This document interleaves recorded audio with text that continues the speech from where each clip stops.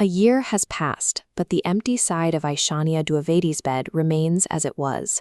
Her husband, Shubham, was one of 26 people killed during a vacation in Kashmir. For Aishanya, that loss isn't a headline, it is a daily physical weight.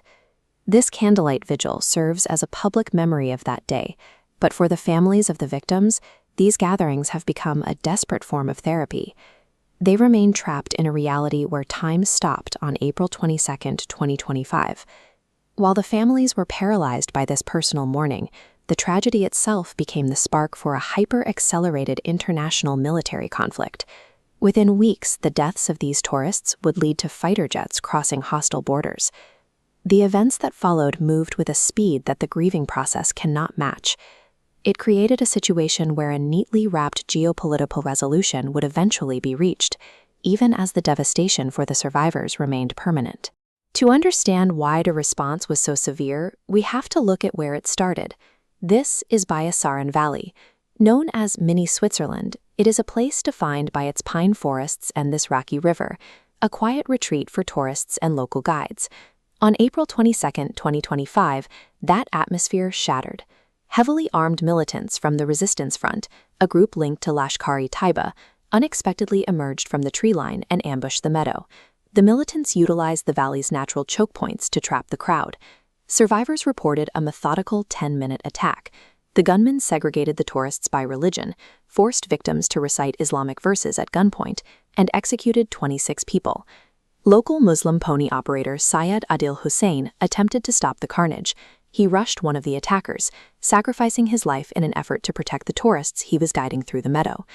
Outrage across India was immediate. As these protesters in Srinagar demand an end to the killings, a parallel, darker backlash began elsewhere, with Kashmiri students and workers in other states facing threats and harassment as the national mood soured. The brutality of the massacre created a pressure vacuum in New Delhi. The scale of the targeting left the government with limited options, leading to the formulation of a massive military retaliation in a historically volatile region. As the families began to bury their dead, the Indian military apparatus began its move. This Times of India analysis details Operation Sindoor.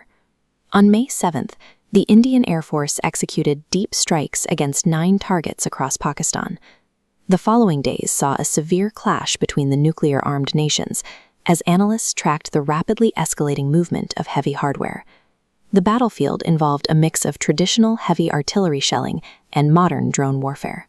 Both sides deployed kamikaze drones across the line of control, resulting in casualties among both soldiers and the civilians living in border villages.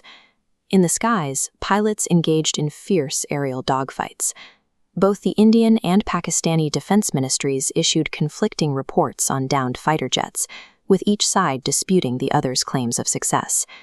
Within 18 days, the ripple effects of a single terrorist attack had pushed 2 nuclear powers to the absolute edge of a full-scale war. On May 10th, the escalation stopped abruptly. These soldiers, standing guard at the barbed wire border, represent the sudden freeze in hostilities across the region. A ceasefire was abruptly announced. U.S. President Donald Trump claimed he had personally brokered the deal to pull the nations back from the brink, a claim the Indian government actively pushed back against, asserting its own strategic autonomy. As the flags are lowered at this border ceremony, the immediate de-escalation is clear. Troops on both sides stood down, while leaders in New Delhi and Islamabad each presented the outcome as a strategic victory to their domestic audiences.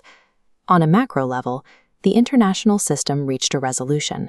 Diplomacy and military posturing combined to reach a neatly wrapped conclusion, pulling the world back from a potential nuclear conflict.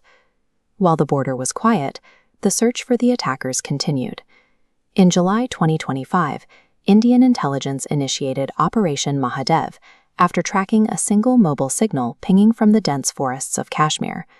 Using that signal intelligence, special forces tracked and eliminated the 3 militants responsible for the Pahalgam attack, including the mastermind Suleiman Shah. For the state and the military, this operation closed the file on the Bayasaran Valley massacre. Tactical justice was achieved, and the geopolitical crisis reached its official conclusion. The formal ceasefire on the left represents the end of the state's conflict. But for the families represented on the right, there is no such truce.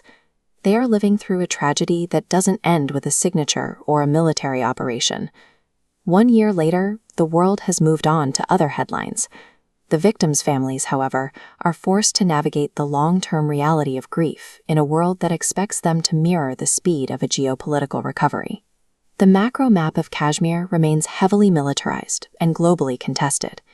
Meanwhile, the permanent cost of this flashpoint accumulates in the empty spaces left behind in homes across India.